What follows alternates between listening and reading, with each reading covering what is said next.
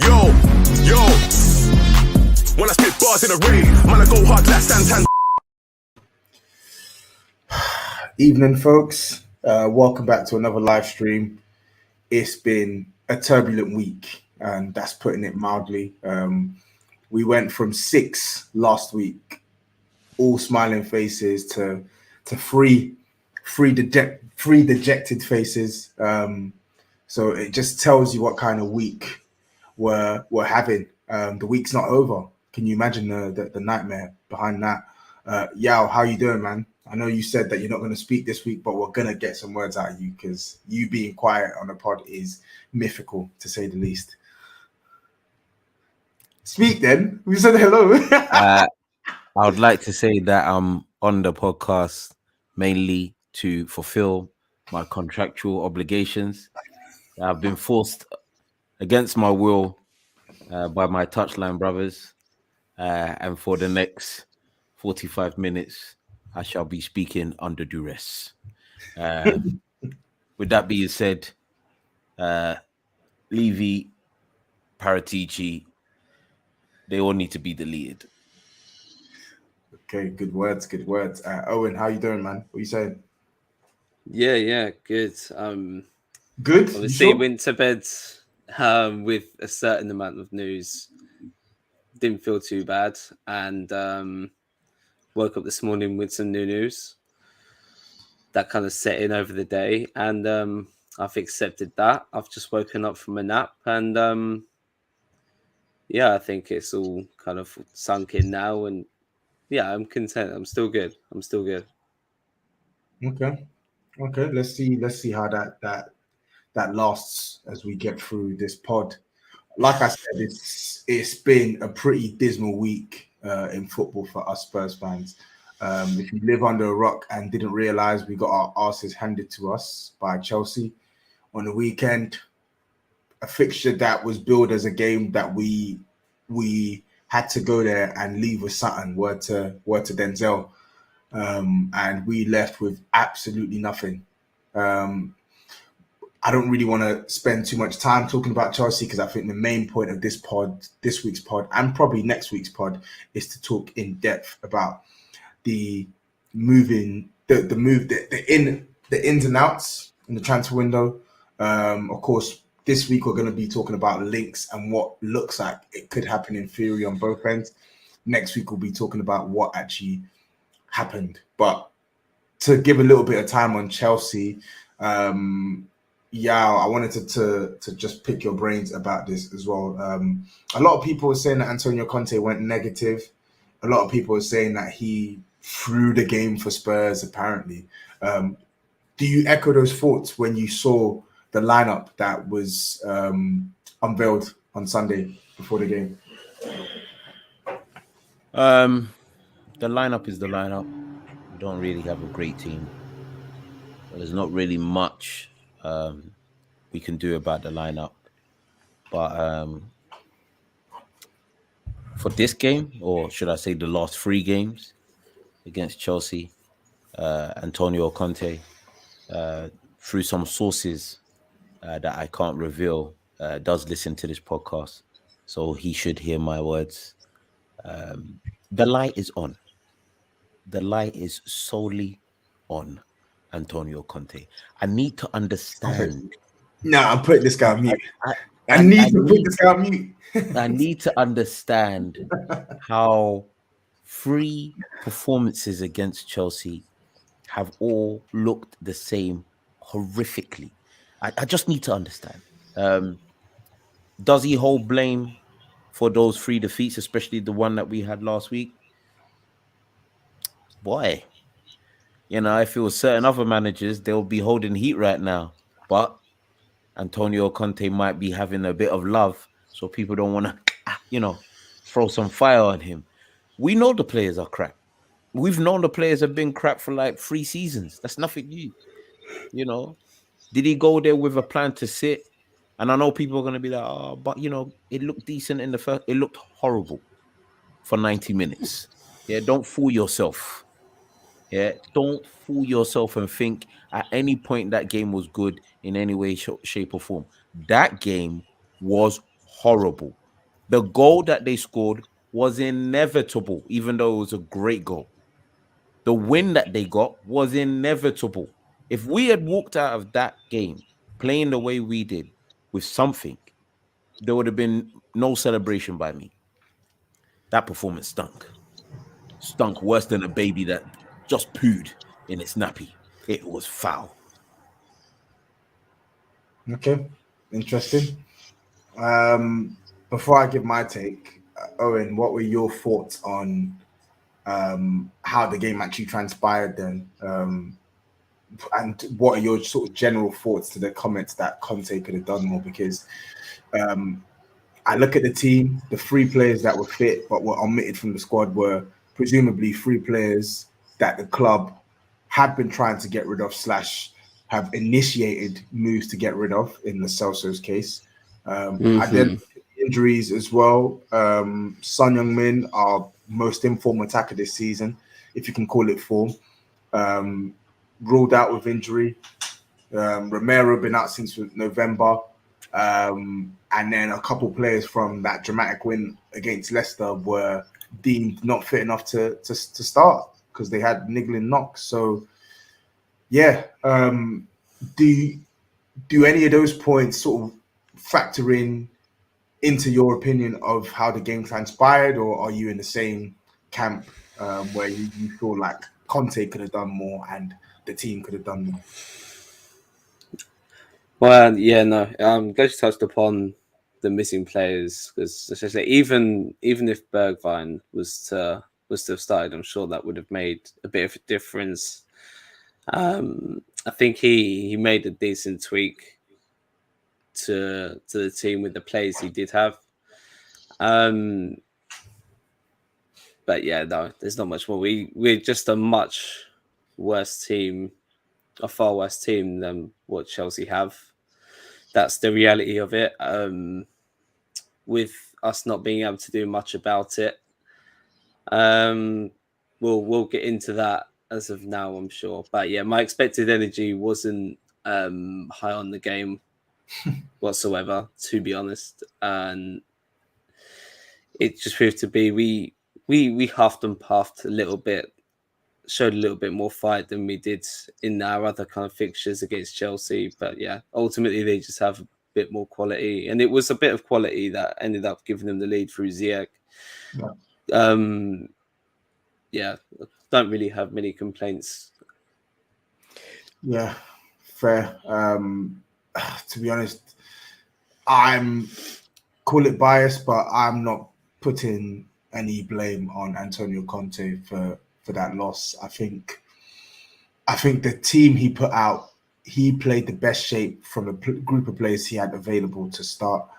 And I think in the first half, yeah, it wasn't great in terms of build up. I think we only had maybe 3 players at a push that were offering anything in terms of any sort of tangible build up or keeping the ball or actually progressing the ball well. I say well to a decent standard.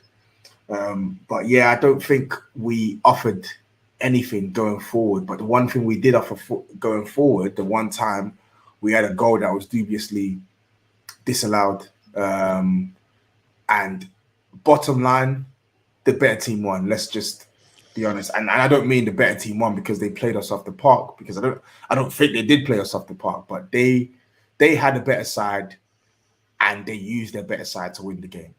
That's the way I look at it, really and truly. Spurs, we don't win at Stamford Bridge. We were all here looking for a draw, maybe in Sai's case, looking for a chaotic win when he went for the 3-2 win. But realistically, with a group of players that he had to field, 2-0 was about right.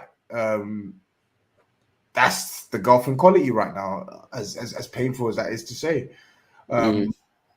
I don't really think there's much more to it than that beyond what we are about to discuss, which is the quality of players in the squad. So that brings us quite nicely onto the transfer dealings and brings us on to the state of our piss poor team. Now, Yaw keeps saying that he don't want to talk.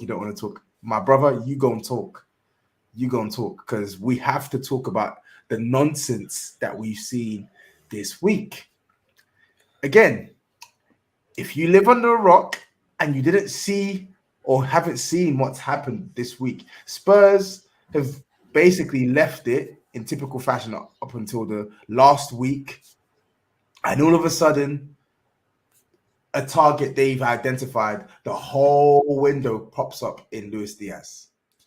For those who don't know, Luis Diaz has been a long-term target for Liverpool. Of course, Spurs know the price. Spurs know what it takes to get Porto to accept a bid. And in typical fashion, Spurs offer a lowball bid. So I'm going to stop talking about Luis Diaz because I don't want to speak on this anymore because it's going to make my head hot. So, Owen, I want to hear your take on that transfer because there's a fair argument to suggest that whether Spurs had moved in earlier for Luis Diaz or whether it was now, as soon as they moved for him, Liverpool would have had their tails up and would have gone in for him straight away. So what's your verdict on how we dealt with that failed transfer? Yeah. When I laid my head on my pillow last night, I managed to see the good news that it looked like we'd actually met the asking price for Luis Diaz. And it's a little bit ironic because with this particular player, it's in an individual case, given a normal transfer strategy, we're actually more proactive than Liverpool when it actually came to a transfer. Managed to stump the money up late last night, and then when I woke up this morning, we obviously got their tails up then, and they come in and swooped him. They essentially have a bigger pool. They're in the league team, challenging for titles in the Champions League. And ultimately, he's always going to want to go there over us. So even though, again, I still feel like we were more proactive in this deal than the team he's going to end up joining. But yeah, ultimately, we got punished. Yeah. I don't think an earlier bid would have made a difference in this one. Yeah, to be honest. I actually agree there, but it still does not make the blow any less palatable, and I think it still must not let us remove our foot from these people's necks, because even if Liverpool would have gone in, the mere fact that Jonathan Veal reveals that he's a target that we wanted and we are ready to put the money down for, beggars belief as to why they wouldn't just go in and offer the money straight away, why they wouldn't just move for the players sooner. Yaw, moving off from Luis Diaz, because we will come back to him and just the overall transfer policy in a second. Adama Traore, talk to me. What were your thoughts on that failed transfer? Because a lot of people are saying Adama turned us down and Conte wasn't sure on him. He had the offer to go back to his boyhood club and so on and so forth. What was your verdict on how the Adama situation transpired? Okay, this is when you have a supply teacher come into your classroom and that individual doesn't understand the classroom dynamic, starts saying names incorrectly, gives you guys all different assignments that have nothing to do with what you're supposed to be learning, that teacher gets cussed out for not knowing their crap. You mean to tell me we have tried to sound out Adama Traore to play right wing back, and it's only after 27 days we find out he doesn't really want to play that position? You mean to tell me it took you 27 days in the new year to find out if a man wanted to play a converted position that somebody in the club decided he may or may not be good at? Ladies and gentlemen, boys and girls, children of all ages, I proudly present to you the fools of Tottenham. These guys are idiots. Yeah. I have never in my life seen a club run this badly on the footballing side. And I know people are going to be like, oh, but other clubs get relegated and all that kind of stuff. big man, they get relegated because they don't have the funds to move forward. Yeah, they don't have the ability to move forward. Apparently, we have the funds. If we go with what gets touted out there. But we went into the market to find a guy who plays right wing, right mid, as one of his other positions, uses baby oil to gain an advantage, despite the fact he's built like a bloody brick house. This same guy has produced, I don't know, less goals and assists than Lucas Moura, who some of our fans don't even want at the club. Please, somebody, make it make sense. But here's the slapper. Here's the slapper of all of this. That same winger / right mid, we're not trying to buy him, or was trying to buy him as a right winger or right mid. No. Those stupid idiots in the office said, hey, this guy can play right wing back, a position that requires you to have some sort of defensive awareness to do such a position. Instead, there was other candidates that actually played. Their trade, their whole being is that position. But no, we went after the right winger that bench presses 250 pounds and baby oils himself to sleep. We went after the right winger to play right wing back. So you mean to tell me, instead of going for Javier Zanetti, I'm giving people footballing knowledge here, who plays right wing back, we went for Denilson, who plays wing forward. That's what we did. That's what we told Denilson, Denilson, old school Denilson, to go and play right wing back. That's what we did. And do you know what happened? After 27 days and rubbing himself down with all the baby oil that he could afford, he then had a great thought. He thought to himself, you know what? I'm going to go to Barcelona. I'm going to go back to Spain. Because, and I'll tell you why, they can't even afford his full wages. People forget Barcelona are broke. They lost Messi. They have no money. Yeah? We were haggling for a right winger to play right wing back. That's what we were doing. Haggling for a right winger to play right wing back. Ladies and gentlemen, as I've told you before, and I'll tell you again, our club is run by dickheads.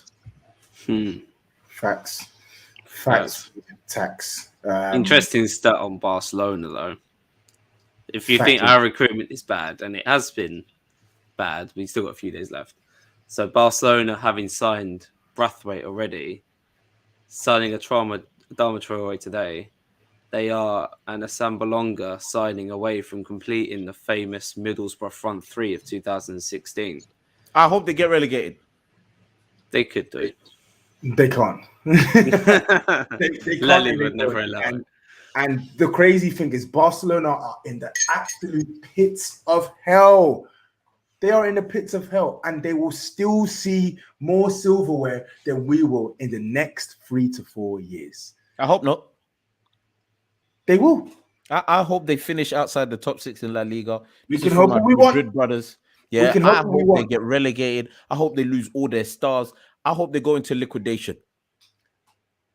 But you know what? You know what's interesting though, and because I don't want us to move off these failed transfers quickly. We have to keep banging the drum here, because when you actually look at both situations in isolation, it's easy to let them off the hook, because Luis Diaz, okay, even if let's say Spurs were a serious side that handled their transfers well, let's take Spurs out of it and say Leicester, because Leicester recruitment ingoings and outgoings are usually quite efficient.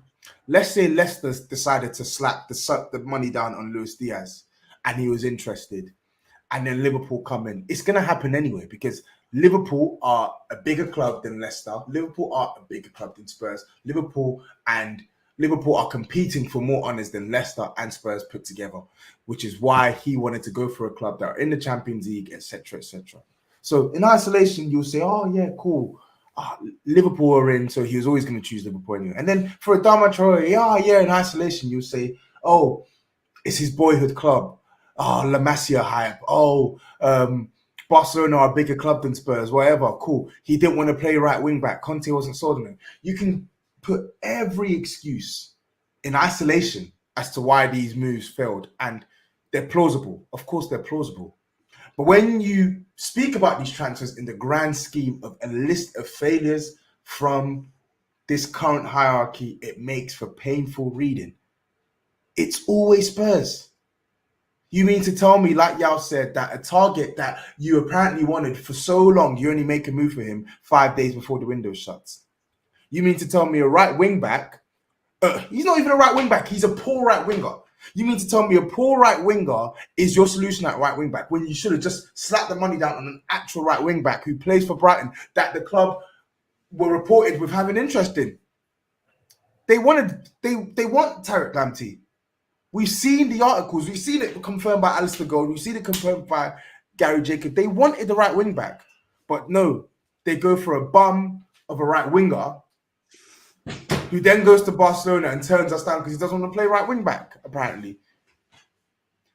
I'm a little bit annoyed I didn't get to see that as well. I can't even lie. What's that? Adama Traore, right wing back. I don't want to see I was a little bit intrigued on the experiment. I was never Now intrigued. it's not happening. Now it's not happening. I can't even lie. I'm disappointed. I'm more disappointed than the Luis Diaz transfer, I think. That's disgraceful, man. That's disgraceful. Yeah, I know. I was so intrigued though, man. I didn't even think he'd go into this higher echelon group of players that he would end up claiming to be a part of from the main pod last week. But man, if I just need to see something different at right wing back because man, we're starving out there. It's horrible. It's horrible, and that brings us to our next point as well. So these two players that you've wanted, you've not got. Now, where does that leave us as a club with what's today's date? Today's the 28th, 29th, 30th, 31st. It leaves you with 3 days left in the window to sign another right wing back, or better yet, to sign a new right wing back, to sign an attacker, to sign a midfielder, because we all know centre back isn't a priority this window. They feel they have enough at centre back to last until the end of the season, and we deal with that in the summer. So really and truly, the additions were either in attack, midfield, and the right wing back. Well, if you count that as defense, cool, whatever. So 3 days left, and now the bum that you wanted at right wing back that we were going to stomach because of Conte, he's knocked you back. Who's next? Who's next? Well, anyone care for any offers? Well, right now we know that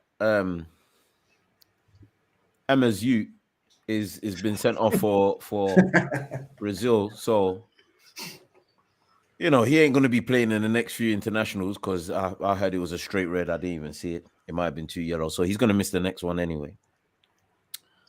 But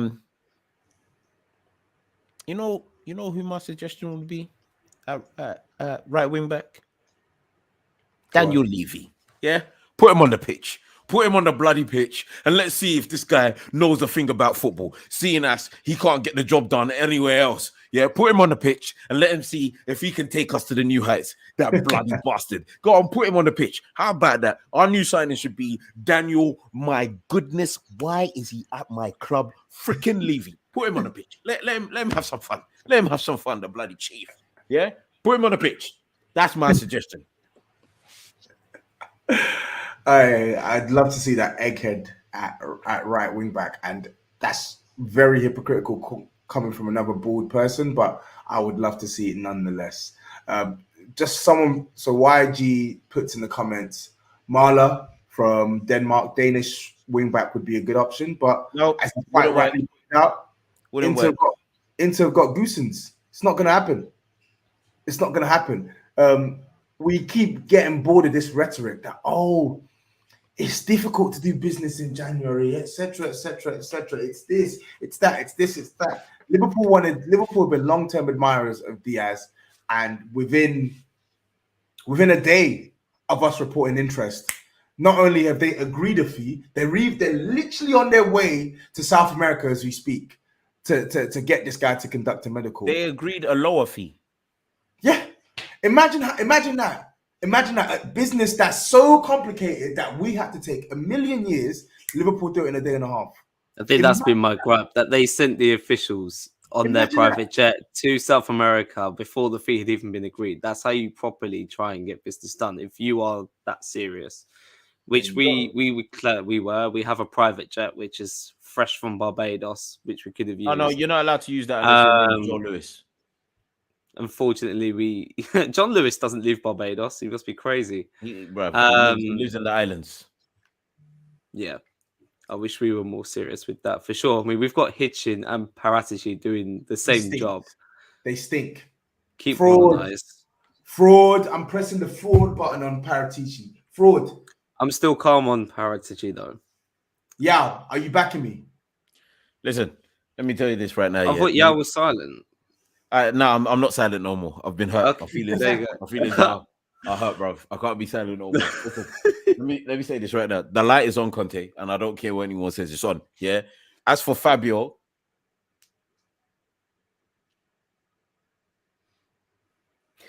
Levy is the fraud. Yeah, listen. I was gonna give it to Fabio. No. Established that Levy is the fraud. Listen, I've seen this guy is a director of football. Damn it.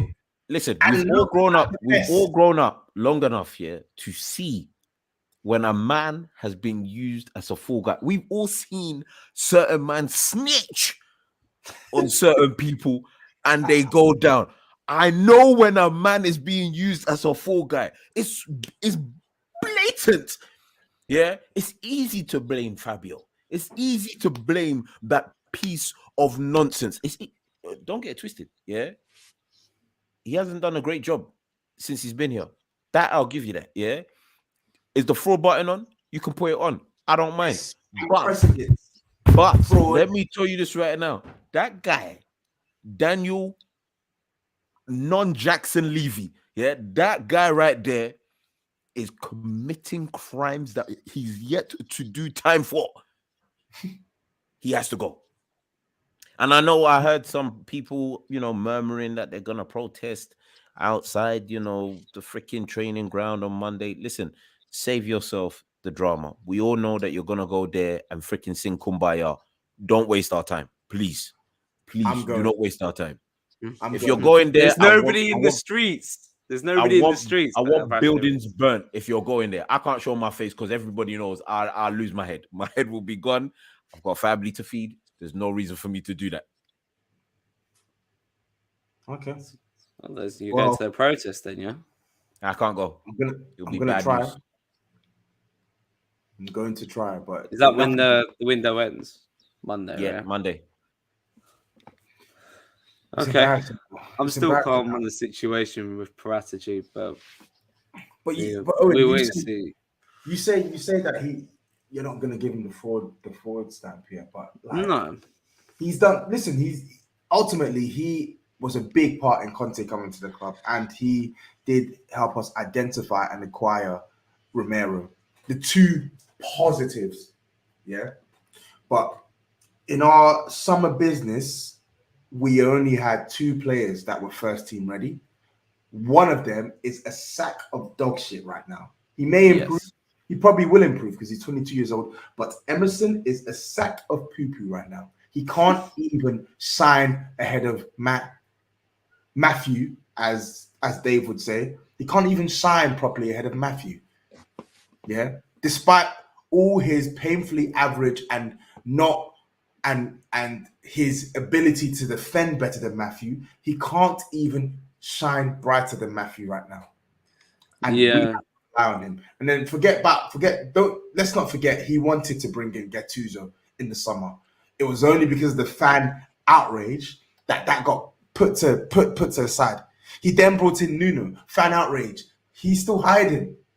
Yes, we can say that's because maybe probably Daniel Levy did not give Conte the assurances that he needed to get to come to our club at that point in time. But that's Gattuso, that's Emerson, that's Nuno. For all his well-connected agents and Paul and this and that, Weston McKennie, why am I hearing ex-Juventus plays every single time? As soon as this window started, linked with Weston McKennie. But Juve don't want to get rid of him because I think they don't want to sell him this window. Yeah? They don't want to sell him. Yeah, Weston McKennie could have just been fabbed out of like thin air from the media. People putting 2 and 2 together because he is a Juve player. Paratici used to be director of football at Juve. I think it's natural he's going to end up looking there, here and there, which I'm not mad at either, as long as it's not his first point of call just for getting players in. Oh, we need a striker, let's get Morata. If we need a defender, But I think in this window, it hasn't been, no. We went for Adama Traore, we went for Luis Diaz in the Portuguese league. If you look at our signings in the summer, 2 from La Liga, and 1 from Serie A, which is one of his previous signings in Romero. Fine. Golini, Serie A, but it's not like he's keeping it one-dimensional. What about him? Oh, what did Yaw call him? Amrabat. It's Serie A again, but this is apparently a Conte player that he's asking for. Apparently. Allegedly, yeah. I'm not even sure if I buy that. Wait, you're talking about this Sofian Amrabat? Yeah. That, bruv. Listen, this guy's getting compared to Edu Gaspar, and we all know how much of a shit director of football he is. Paratici should not be getting compared to a guy who has not even done even 1/10 of what he's done in football. Here's the thing with Paratici as well. Though in the summer, obviously, with the player recruitment side of things, he was asked to sign, I guess, more younger players as part of a project. See, Papa Sarr as well from League One, young player, and then we've pretty much all but ditched that when we signed Conte, because we know his player ID is minimum like you're 29, 30 years old or over. We're going 25 and over this time. But yeah, it looks like he's had a switch up in the project and he has to rejig all of his ideas and go again in a January window, which is genuinely quite difficult. And I think so far, if we can do this still for Kulusevski and another 1 or 2 players, then I still think it's a relatively successful January, even without these first choice signings, which haven't quite come through. But that's a big hypothetical, though, Owen. If they have to happen, yeah. But that's what I mean. Like, we're all panicking. Well, we still got time in this window. No. You know, these deals have fallen through. There's no time. We don't have time. There's 3 days. We get criticised for doing deals too late. There's 3 days. We get criticised of doing deals too late, usually, right? And usually it's because we do try and do deals in the last 2 days of a window or so. We've actually tried to do deals a week before the window, which is pretty much in line with the business that everyone else is trying to do while waiting for player sales, yada yada. And we're still being proactive 3-4 days out. No, which is an improvement for us, right? It's not an improvement. I'm sorry. And I think we're still going to be proactive. And I've been staying off Twitter today. You keep saying that word, proactive. I've seen no proactivity with this team. You know what's funny? Where's the proactivity? You know what's funny about being proactive? Yeah. Where is big it? Man, you can gyrate all you want in the bed. Yeah. Patience. If the movement ain't correct, nothing's gonna happen, bro. Yeah, and that's all we've been doing. We've just been gyrating in the bed, but nothing's happening. We're not pamming. We're not doing the actual job. Yes, fine. A lot of teams left it late, but here's the breakdown. We said we needed a new right back, possibly a new striker, maybe a centre mid if possible, and maybe a centre back. These were the 4 positions that were sound out at the beginning of the window. Yeah. So they've probably got a list of players that they've looked at or said, yeah, all right, how can we go about getting this player and so on and so forth. We've now got to the last 5 days of the window.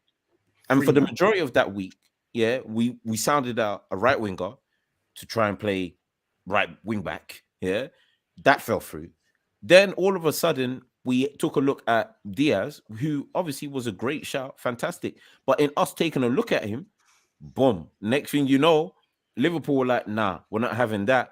Came in and took their guy that they were going to take in the summer. That's what they were waiting for. They were waiting for summertime to come and take him, but they're like, nah, if Spurs are trying to come in and take this deal early, we're not having none of that. So that's 2 that we've missed out on. Kuvalevsky, all right, cool. We'll see. He's another youngster. We don't really know what he will deliver in the league, but he's young. Yeah, there's potential. That's, say, the right wing side. So where's this centre mid that we were supposed to be looking out for? Where's this actual right wing back that we're supposed to be looking out for or sounding out or trying to get? Where is this a potential centre back, if possible, in the market? And we've still got, and this is the smacker, yeah, because today, yeah, or in this week, Arsenal have sold half their club. They've sold their freaking soul. They've sold their freaking wives. They've sold their children's. They've sold everything. Yeah, Arsenal sold so many players, yeah, that they had none to freaking field out against us. They sold 4 players. We've still got Ndombele. PSG have called us and said, hey, this Fascio that you're trying to sell to us, yeah, he's got a bad attitude. We don't want him, and he freaking can't run. So they're not even on. Dele Alli is at home doing freaking TikTok videos because nobody under their damn mind wants that youth, yeah? You've got freaking Lo Celso who's getting tired out like a tart to freaking Olympic Lyon. And they're like, we're not too sure because you think that you're going to try and hijack the Bruno. It's a mess. It's an absolute mess, big man. There's nothing to say. Listen, even if we get 2 players in by the end of this window, and that is the if is humongous, big man. It's not even a small if. The if is humongous. If we get 2 players by the end of this window, you need to be very aware that there is a huge and a massive likelihood that we're still going to end this window with Ndombele, Lo Celso, and Dele. I have yet to apologize to my father, Ali, still in this club. We're finished. And what makes it worse is the new signing that they're going to stout to us, the one that they're going to say, hey, lads, don't worry, everything's all fine. The one that they're going to tout to us is Heung-min Son. They're going to say that's our new signing. I'm telling you that right now. Come 31st, they're going to say he's ready, he's back in training, there's going to be the press conference and everything. Yeah, I'm back. Get ready, lads. Yeah, I'm not buying that, to be fair, but can we fault the club at the moment for trying to get rid of these players? Yes. No, I think we've been actively trying. I think they haven't. I don't think they have with Lo Celso. My opinion. I don't think they have. I don't think they have with Lo Celso. I think if Conte doesn't come in and give his evaluations on the player, I don't think they try and get rid of Lo Celso. My thing is this. I think they'll end up. I think 1 or 2 will leave. I think eventually they've tried with Dele. They've tried. Exactly. But I think this is where we need to literally lower our expectations and let him go with maybe a reduction in the loan fee and us maybe even paying some of his wages. Just get him out the door for now. Just release him. Forget all of this. Forget all of this trying to get money for him. Release the youth. I promise you, in 2 years from now, he's gonna be dead. Yeah, he's gonna be in the conference. He's finished. Yeah, release him. We don't need the peas. Just get him out of the club. The guy's dry, bruv. My thing is this as well. Not just him. So like in Dom, like I don't think it's harsh to ask Leon to pay for all of his wages. I mean, not Leon, PSG. They can afford it. But look at Martial, case in point. That deal, sorry, I need to remove this weird spammer in the chat. That deal went through because the loan fee that Sevilla were gonna pay for Martial, they weren't willing to pay the full wages, and Man United said, you know what, we'll use the loan fee that you're willing to pay us, use that to cover all these wages, and off you go, off you pop. I don't know what's happening in the boardroom, but Spurs need to start thinking like that, because the priority isn't for you to, yes, you want to try and save as much cash as possible, but the priority is to get these players out the door and free up space for the new players coming in. That's the main priority. And another thing that irks me about doing business so late, it used to be cute, admirable when we were plucky Spurs who were trying to get into the Champions League, and you signed Van der Vaart on deadline day. Oh yeah, Wheeler Dealer, Harry Redknapp. It used to be kind of exciting then. Now it is just plain boring, and in fact, it's not even just boring. Now it's just plain frustrating, because our squad is actually shit. This squad is rubbish. We can't leave you with 3 days to go, and you're telling me you still haven't got rid of players. You're telling me players still haven't come in. It's just poor. It is poor. Yeah. And the worst thing about leaving your business late is that you don't really have much time to bounce back, assess alternative options, or make alternative moves. When you leave things so late into the window, teams are less willing to sell their prize assets. That's one, which means if you do sign a player, you're going to have to overpay. Yeah. And number two, if you miss out on a player, there's not much wiggle room. Look at us now with the right wing back. We now have to scramble and look at all the alternative options that we had in our list and try and make these clubs suitable offers to let their player go so late into the window. Because now it's not just us trying to sign another player. Clubs are going to be thinking, if I sell you this player, how much time does that leave me to replace him? This is the thing. These are the things that we need to think about, because that is what's driving me crazy right now. Kulusevski could well be a good alternative. And I actually want the club to sign Kulusevski. I think he's a baller. But again, you're leaving yourselves with 3 days to get the deal done. We don't even know who the next right-back target is, but you're leaving yourselves 3 days to get it done. Do you think that's feasible for this club? Big man thing, like, yeah. Do you think it's 3 days is a long time in the window, man. Yeah, all right, Owen, let's put money on it, yeah? Let's put money on it. I'll tell you what, I'll do better. If we don't sign 2 players, I'll come to the protest with you. Okay. I didn't want to put money on it. Actually, action longer than words. If we don't sign more than 2 players, I'll go to the protest. Wait. That's not enough. That's not enough. Yeah. No. I'm going to because we were saying that 2 players was the benchmark a little bit. No. Wait. No, I'm going to add on to that. If we don't sign 2 players, you go to the protest with Tobes, and you have to throw a brick through a window. Yeah. I want anarchy. Yeah. Make it happen. You know what? I hope for you, Owen, that we do sign 2 players and you can rub it all in people's faces, because I don't want you to throw a brick through the window. I don't want you to get in trouble. Yeah. But if you don't, you have to get yourself in trouble. You have to lose your bloody mind. Yeah. I want windows broken. There. Yeah. I think you guys should shake hands and make that a bet. What was the stipulation of your bet going to be, Tobi? No, I was just going to bet for money. That was it. If we do sign 2, I actually think Spurs will sign 2 players, but will it be 2 players that can actually improve us? No, I actually do. I think they'll get this Amrabat guy or whatever over the line once one player moves on. The back guy. The back guy. Yeah. I'm more about Kulusevski. Are Spurs going to get Kulusevski over the line? Are they going to do that? I'll be honest with you. The whole,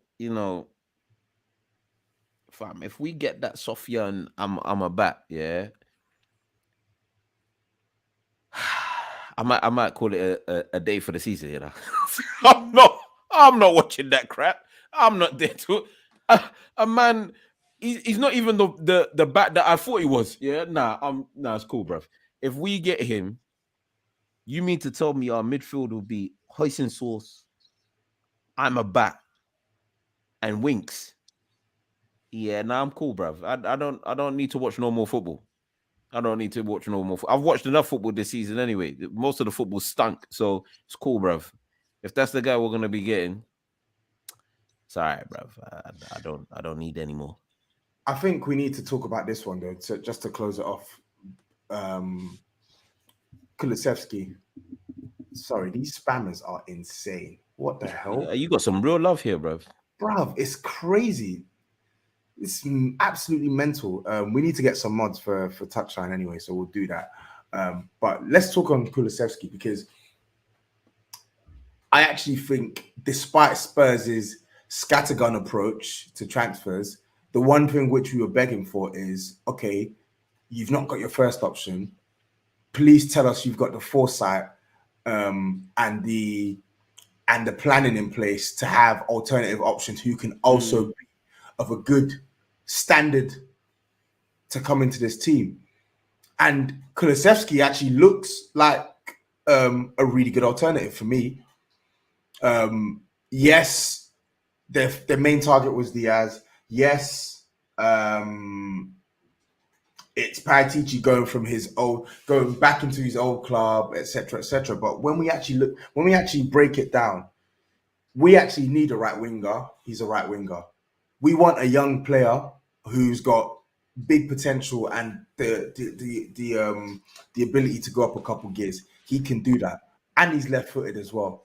And he has even though he's not scored many for Juventus, he has a good eye for goal. He's got a really good left foot, and creativity numbers aren't that bad. So I want to ask you all. This is again, I'm not going to commit to this because I don't think this is going to happen. I don't trust this club. But let's say it did happen. Would you be happy with Kulusevski in our front three? Yeah, I think it improves our front three, especially for the right-hand side. Very content, at least. Yeah. Oh, sorry. Go on. No, I was only going to say, like, I might even be just trying to clutch at straws with the other failed deal, but really and truly, he could even be a better fit for us than what Luis Diaz was, as someone who is comfortable playing on the right. Because there was obviously the big question of, okay, why are we signing or going in for Diaz as elite of a talent as he looks? He's essentially going to come in for Son's position, and okay, Son can play on the right at times, fair enough. But Son is someone who's comfortable on the right and can actually get his head up and play a pass and show glimpses of quality. Is something we've been crying out for, and I think Kulu has it, and I think he can only improve as well. He's just someone who needs consistent game time, and if we can give it to him, then by all means, it should be a good signing if we can pull it off. Agreed. I think the only sort of grievance with this transfer is not that I don't want him. I think it's more the fact that because he's still so young and he's coming to a league that's much tougher than the Serie A in terms of the physical battles and the sort of intensity in which we play. I think where he struggled for goals at Juve, those goals will not come so freely straight away. But I 1000% agree with you that this is a player that's waiting to explode if he's given the right platform and consistent game time in a position that suits him very well. Yaw, what's your take on Kulusevski, or Kulu as we're going to call him? Young kid. The hype around him, he's got, I'd say, good potential. I don't want to say high potential. What's good about him is that yes, he is predominantly left-footed, but likes to cut in, and has got a very good shot on him, which we've realized in football nowadays is pretty much the in thing. Inverted wingers or forwards. We have Son on the left-hand side, who's predominantly right-footed, cuts in, takes shots with his right, but he obviously can use his left. So it would be a good dynamic to have somebody who can do the exact same or relatively the same on the right-hand side. And he's young. He's 21. I know people probably want him to hit the ground if he does come. That's a big if. But essentially, I think it's a good prospect to go for. My whole thing again is he hasn't really. He's played 20 games this season, but they've been, not starting every single game. It's minutes here, minutes there, 60 here, 60 there. So it's clear that, Juve are more using him in a rotational sense because they've got quite a big squad. Makes sense. We should have just gone in for him earlier. That's my whole thing. Like, I don't think there would have been any fight going in for him earlier. So I don't understand why we've had to wait again to the end of the freaking transfer window for this to happen. But would I be upset if he came to us? No, I'd be happy. To be honest with you. Fair. I think it's unanimous. We are fans of Kulusevski on this pod, and we would like him to join Spurs. Guys, 5 minutes left just to wrap up, and we have to talk about our midfield. So we've spoken about Lyon, of course, registering their interest in the Celso. We'll see how that develops. Hopefully, we can get him out the door because last week it was Fiorentina. This week it's Lyon. PSG with Vendome, will it happen? Won't it happen? We'll find out in the next 3 days, I guess. But I want to talk about another Juventus midfielder that we've been linked with, Rodrigo Bentancur. Aston Villa have had a £20 million bid knocked back. Spurs, in typical fashion, the Brokies were offering a loan. The loan boys. I think we need to call them. We need like a nickname for this. What's like? What are the like? Not loan shark. What's loan sign? But the loan boys are back. The Wonga boys. The Wonga boys. Yeah. I think that brand isn't around anymore, so I don't think it's not. get copyright. Give me that Wonga. But yeah, the loan boys have put in a bid. We've inquired to get him on loan, and Juve, I think they want a flat out sell. Can I get both your thoughts on Bentancur, please, before we round up today's pod? Scares me a little bit. This is a guy who was a huge prospect, and only 24. I wonder why he's not in the team over a Weston McKennie, who I don't really rate too highly at the moment either. And Juve would want to get rid of him for something like 15-20 million on a permanent. It scares me a little bit because I haven't given him the eye test in a minute. So it wouldn't be a transfer that excites me because I'd be after someone who's a bit more creative as opposed to someone who would just be part of a functional midfield. Yeah, I think that was my view as well.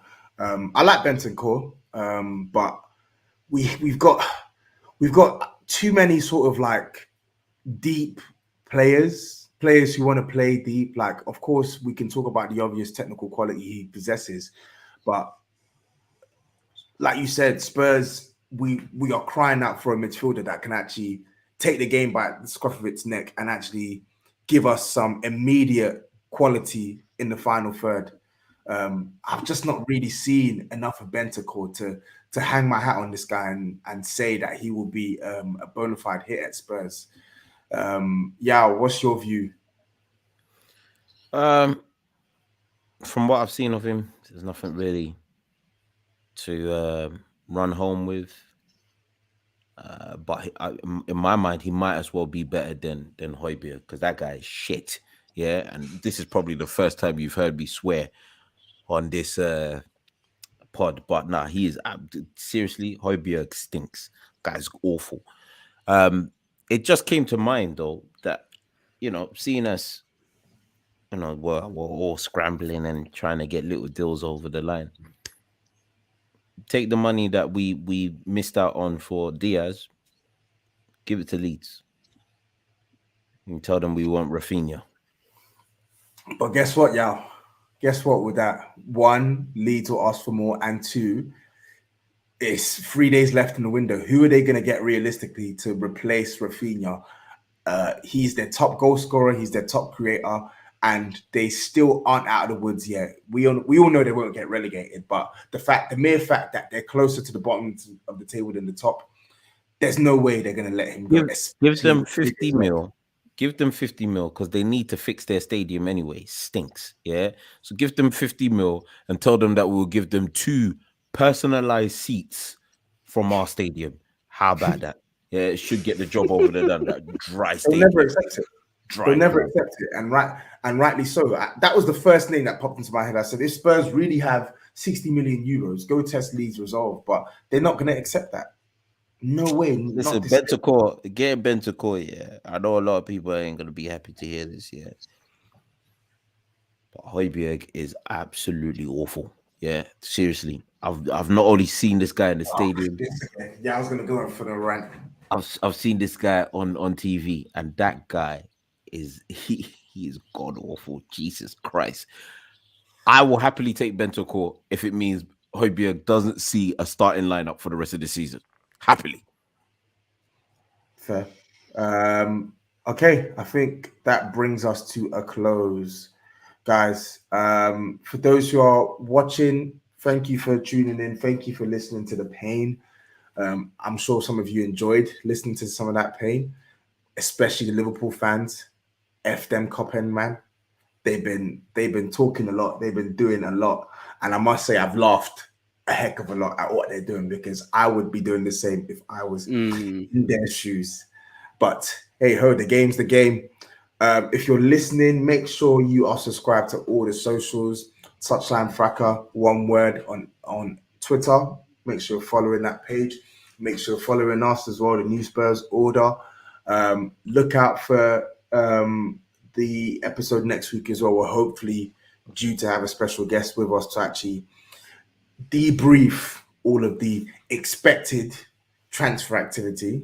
Yeah. And look out for Owen on Monday when he's with me at the protest when Spurs. We'll discuss the stipulations in the chat. Yeah. And okay. then, yeah, Cool. we'll see. For those who are still watching, make sure you smash a like on this video as well. And this is us signing out. We'll be back soon. Yaw, Owen, any last words? Yeah, sack Levy. Yeah, Owen. I'll see you in the chat, I guess. And then we'll discuss All right, cool. how we'll navigate these last 3 days. Interesting 3 days coming up. Thank you all for listening and watching. Take care, peace out, and we'll speak next week. Peace.